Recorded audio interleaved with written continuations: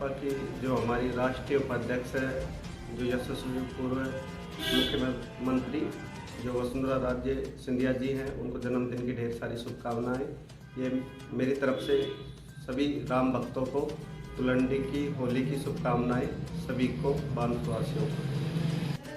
खुशियों का त्यौहार है और सभी जो भक्त हैं उनको खुशियों का त्यौहार है, जो घर पे खुशियाँ अच्छी तरीके से मनते हैं।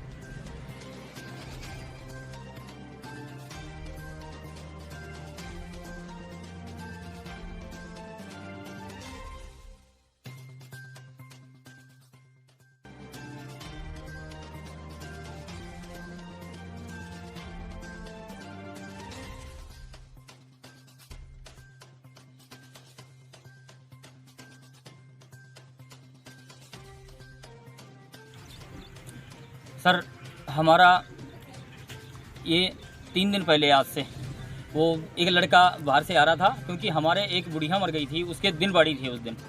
अब वो लड़का जैसे ही आ रहा था दिल्ली से, तो कहीं रास्ते के अंदर ही इन लोगों ने मिल गया। अब उनके कैसे क्या बातचीत हुई आपस में, और उस लड़के को कार में पटक लिया इन्होंने, और कार में पटक के उसके मारपीट करके और उसको नीचे डाल के चले गए। उससे पैसे भी छीन लिए, क्योंकि वो दिल्ली मजदूरी करता था। और अब जैसे ही वो उस किसी ने वहाँ से फ़ोन किया कि भैया तेरे लड़के को, उसके पिताजी को, तो वो उसका पिताजी आया यहाँ पर, और उस पिताजी यहाँ पर आके और उस लड़के से पूछा कि भैया कैसे हो, किसने क्या किया। तो उन्होंने बताया कि जी ऐसे ऐसे लड़के थे। तो 1-2 का उन्होंने नाम बताया, बाकी का वो नाम नहीं जान पाया उन लड़कों को नाम से। और हमने दूसरे दिन रिपोर्ट दर्ज करा दी, और उन लड़कों ने जैसे ही उस समय वो उसका पिताजी जैसे आया, तो उस लड़कियों ने ताबड़तोड़ तरीके से लाठी उसके ऊपर, उसके पिताजी के ऊपर भी हमला कर दिया। उस समय उसके साथ 1-2 आदमी और भी थे हमारे घर परिवार के। जैसे ही वो सुबह रिपोर्ट दर्ज करा के हम यहाँ से गए, वापस घर चले गए, तो उन्होंने वो कह रहे थे कि तुम्हें अब बंदूक से उड़ाएंगे, क्योंकि तुमने रिपोर्ट दर्ज करा दी। अब जैसे ही हम कल सुबह वो मेडिकल के लिए यहाँ बानसूर आ रहा था, तो हमारे गाँव से निकलने के बाद इंदिरा गांधी बस स्टैंड के ऊपर, मैन के ऊपर आगे DI कार लगा के और ताबड़तोड़ बंदूक के बल पे तवंचा दिखाकर उनको रुकवाकर बहुत बुरी तरह से मारा गया। दोनों पैर, दोनों हाथ तोड़ दिए गए।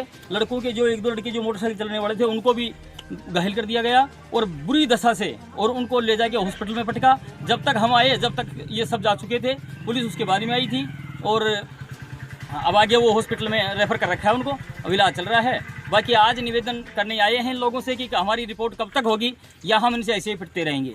अब इसी तरह से निवेदन है, हम तो निवेदन करते हैं सरकार से भी और इस प्रशासन से भी कि हमारी सुरक्षा के अंदर किसी भी प्रकार की चूक ना की जाए। अरविंद कुमार, विकास समिति ब्लॉक बानसूर का अध्यक्ष। आज जो मेरे समाज के साथ जो घटना घटी वो बड़ा निंदनीय है। मैं प्रशासन से, पुलिस थाना से, SP साहब से और DSP साहब से और कलेक्टर साहब से निवेदन करता हूं कि जो मेरे समाज के साथ दिन प्रतिदिन जो घटना घट रही है उसको सुरक्षित किया जाए। जो भी ये लड़का बाहर से आया था, कुछ अपनी आमदनी कमा करके आया था 1 साल बाद, तो जो इसकी आमदनी थी वो खोस ली गई और रास्ते में हादसा हुई है इसके साथ, और पूरे गांव के अंदर माहौल तनाव का फैला हुआ है।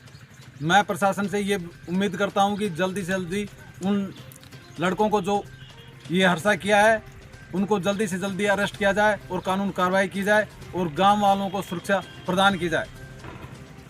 नेताजी बासना में जो 2-3 दिन से जो दलितों के ऊपर जो अत्याचार हो रहे हैं, उसको लेकर के स्थानीय प्रशासन क्या कर रहा है, और मेघवाल समाज या आपकी बहुजन समाज पार्टी क्या कर रही है? जो बासना में दलित समाज के लड़कों पर हमला हुआ है, इसमें अब हमें भी आज समाचार हुआ है आपके द्वारा।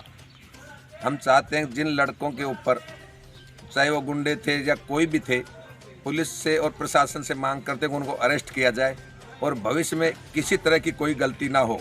यदि पुलिस उनको अरेस्ट करने में नाकामयाब है तो बहुजन समाजवादी पार्टी पूरी दलित समाज के साथ खड़ी है। धरना देंगे, प्रदर्शन करेंगे, चाहे जो भी कुछ करना पड़े हम इनकी मदद करेंगे। ये गुंडागर्दी रुके। इस परिवार में, गांव में इतना भय बना हुआ है कि कोई स्त्री पुरुष, कोई लड़के लड़कियां घर से बाहर नहीं निकल सकते, इतना भय है। प्रशासन से, कलेक्टर साहब से, SP साहब से, DSP से, पुलिस प्रशासन बानसूर से निवेदन करते हैं कि उनको अरेस्ट करें और ये जो भय बना हुआ है आके इनसे मिले परिवार से मिले कि हुआ क्यों।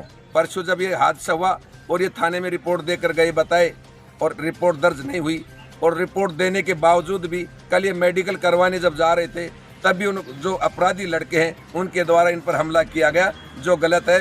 इनकी जितनी भी हम कर सकते हैं ये गलत निंदा करते हैं और ये भी मांग करते हैं कि भाई वो जो परिवार में भय बना हुआ है तो वहाँ पुलिस के जवान लगा भी दिए जाएं, सिक्योरिटी के लिए गांव में भी जाए और कोई व्यवस्था हो सके तो इनकी सुरक्षा की व्यवस्था की जाए।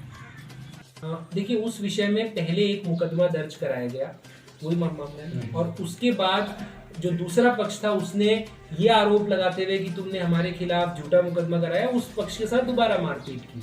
तो ऐसे में प्रकरण दर्ज कर लिए गए हैं और जो मजरूब है उनका इलाज कराया जा रहा है। और चूंकि SC/ST एक्ट है तो CO बानसूर इसकी तफ्तीश कर रहे हैं। मैंने आज इनसे फीडबैक लिया और इनको कहा है कि आप जल्द से जल्द इसमें आरोपियों की गिरफ्तारी सुनिश्चित करें ताकि जो परिवादी पक्ष है वो एक भयमुक्त वातावरण में रह सके।